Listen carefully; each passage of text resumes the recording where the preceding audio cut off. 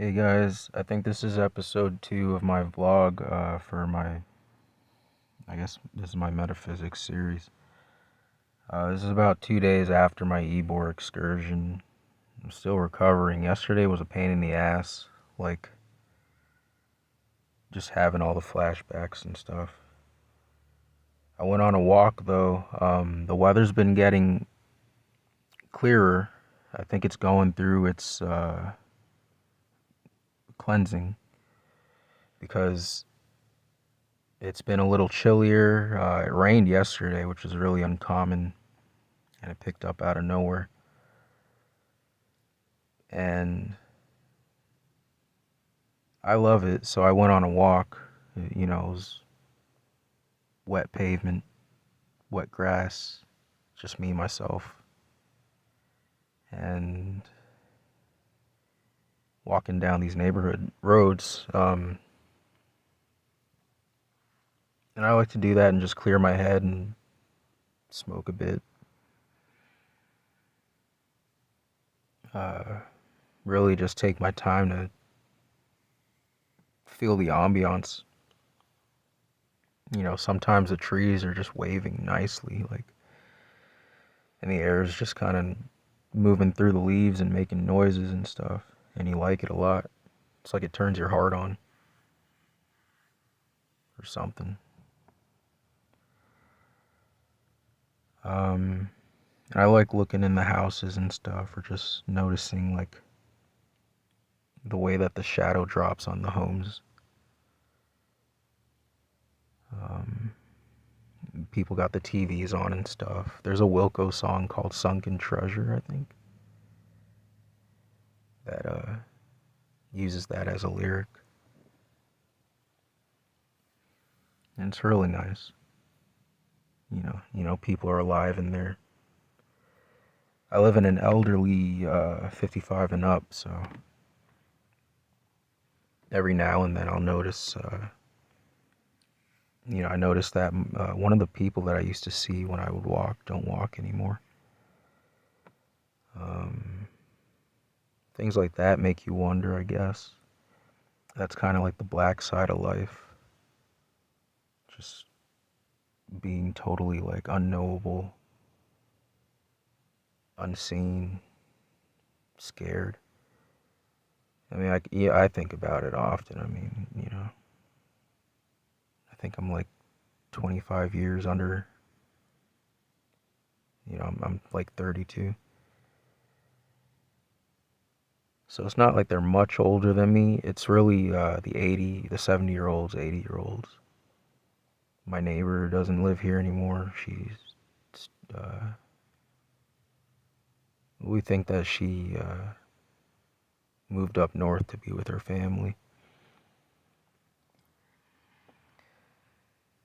So I think about these things, and I like that a lot because that's just who I am.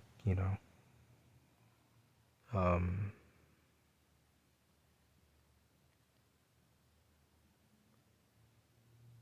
this part I'm trying to talk more about.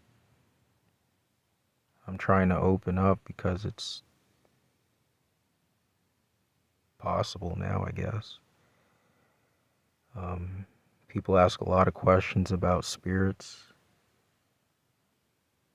Um, and over the years, I've seen a lot of answers, and everywhere, even on forums. Um, and the best answers have always been the realistic answers. Um, I remember people describing second sight, uh, like not that you literally see the thing, but that you feel the thing. And I get that now. Um, it's like different sensations pick up. Your mind starts downloading the information, so to speak, in real time with what you're looking at. So it's not necessarily that you see spirits. I'm sure other people do, but Rudolf Steiner actually advises against that type of clairvoyance. He says that it's a remnant from our previous collective incarnation cycle. It's something that you're supposed to develop, which I've done through his books and through books like by Dion Fortune. You essentially fine tune your antenna. So other occultists like Gareth Knight, he'll teach you in his book that one of the first things to do upon the path, because he's a Kabbalist,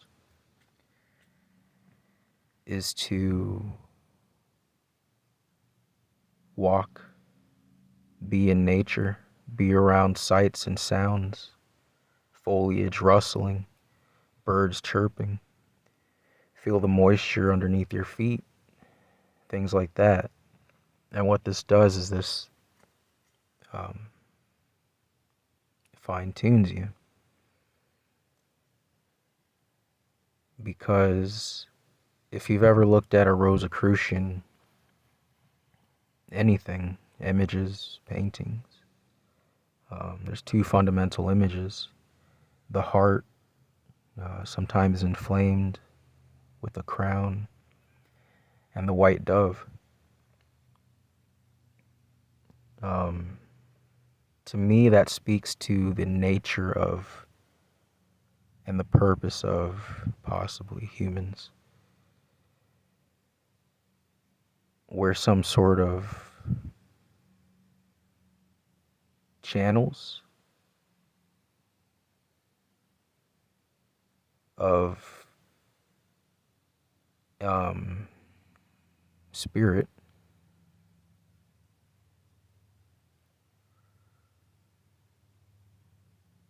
I believe I'm still discovering for myself the difference between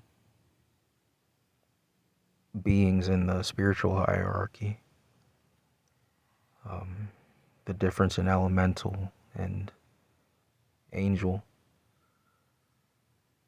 separating these from the popular superstitions and the religious superstitions.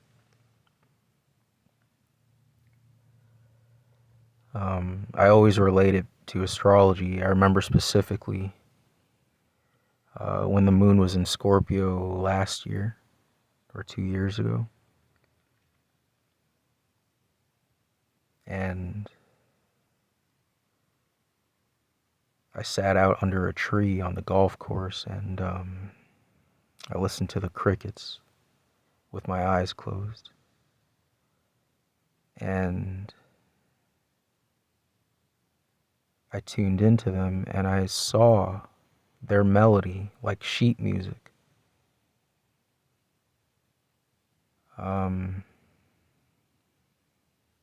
Moving in the wind is the best way that I could put it.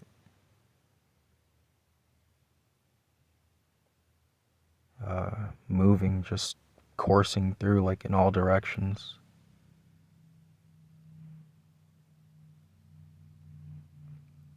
And I thought, okay, that must be what crickets do. They fill the airwaves with love. Well, I tried that experiment again when either the moon was in Capricorn or it was an aspect to Saturn. And I tried listening to the crickets again. And it was a different atmosphere. It was exactly like Earth element. They were closed off. I didn't feel much, so much as I heard.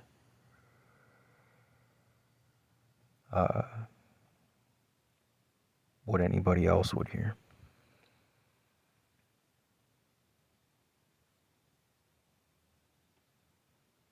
Um, and that speaks to something interesting in the astrology alone.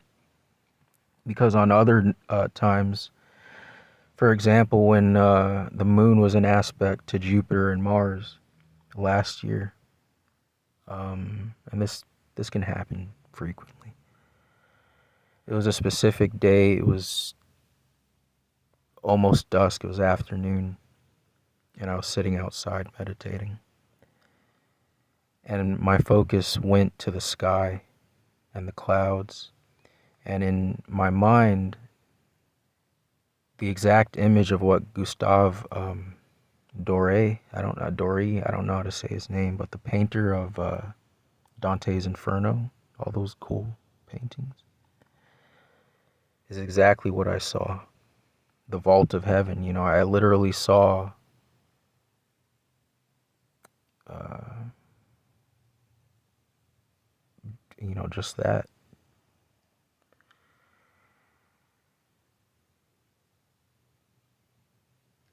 And I don't know the extent to which it is elemental,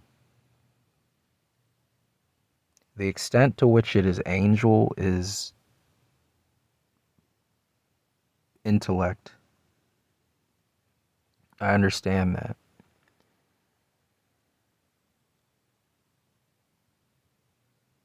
Angels don't make you feel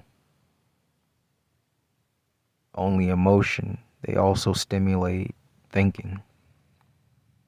So wherever you get the thinking experience out of life, I would say that's where angels are. Elementals would be, I don't know, the way that I've always read them described is as if they're building blockers, uh, builders. Or not even builders, but just maybe the building material, so to speak.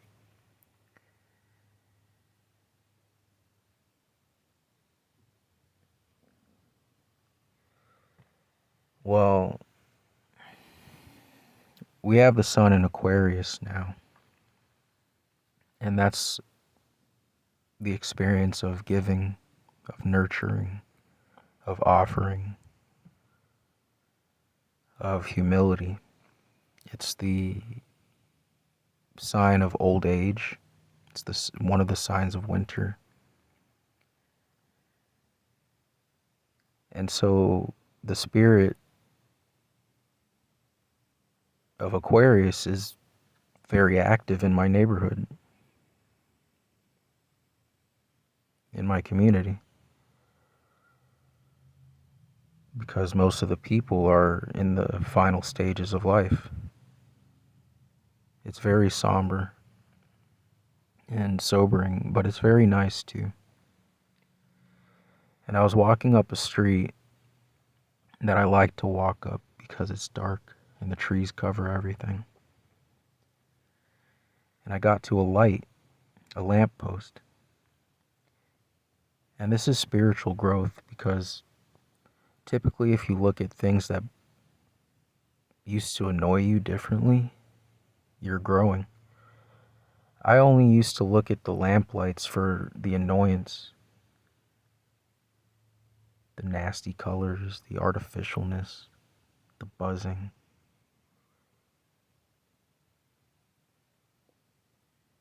Now I see, uh, spirit works through that. And that's the Aquarius awakening. I looked at the lighting that the lamp cast on the pavement and in the air. It was just nice and really kind of haunting. And there was no fog this night, and there was no mist. But having my third eye open, I can see the things that I typically used to see only when I would close my eyes. Open eye visual, I guess, if you really want to give it a name. But I sensed that, and I kind of saw it, quote unquote, the mistiness in the lighting. And it just felt like a Hey Arnold episode, like at the end of every episode, the sad moment,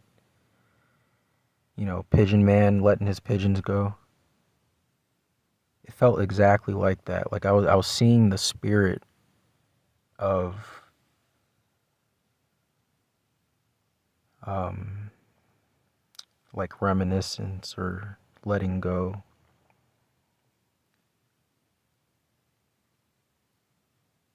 That's an elemental.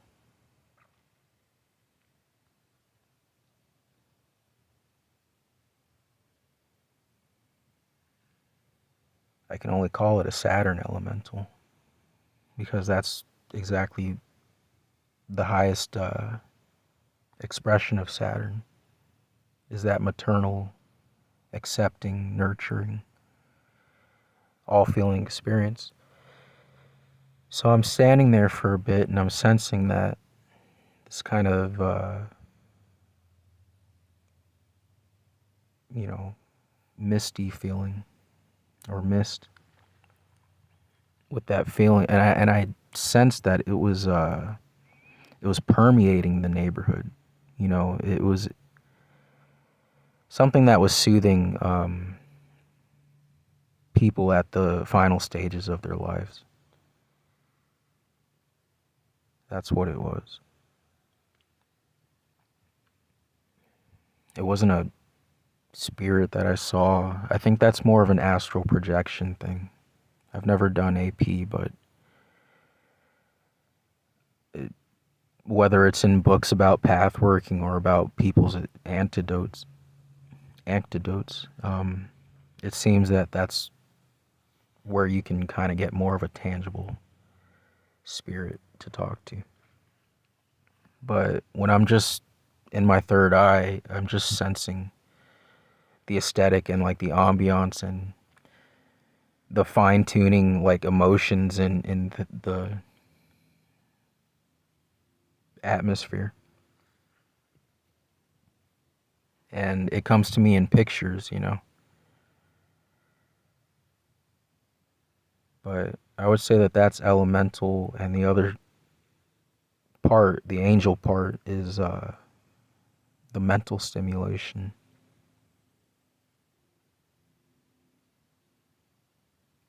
So to me, it's not, as I said, it's non-religious. It, like the way that any philosopher thinks. I mean, really, my thinking comes from Ficino, uh, who's a 1500s Neoplatonist. My logic comes from him.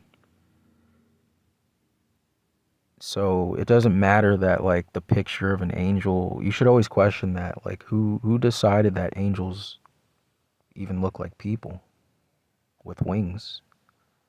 It was people of another time.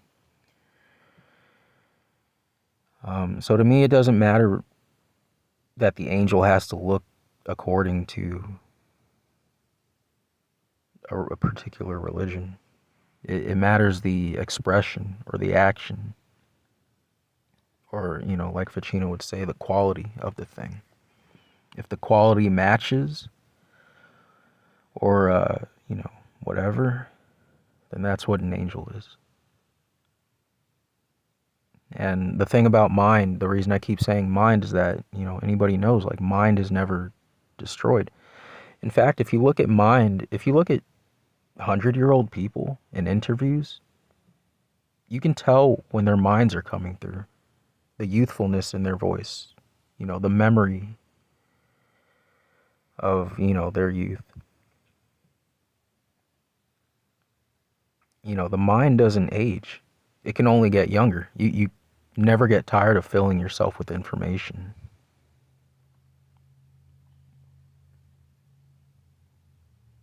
And you can't kill ideas, you know? If a farmer has to put a horse out of its misery, it doesn't kill the idea of the horse. And that's Ficino's definition of spirit, is the definition of something. What defines the thing is the spirit. And he says this in his Platonic Theology, Volume 1. Quite clearly, which is why I love it. Like, I'm so confident because of him. He says it's the definition of the thing. What defines the horse? Not the body, the qualities, the speed. And this is where Platonism forms.